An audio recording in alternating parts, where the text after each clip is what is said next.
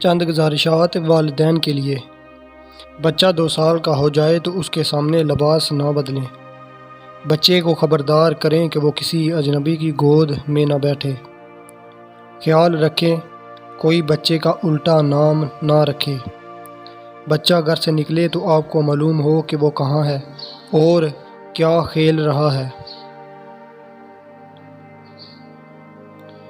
بچے کو نئے کارٹون یا فلم دکھانے سے پہلے خود دیکھ لیں۔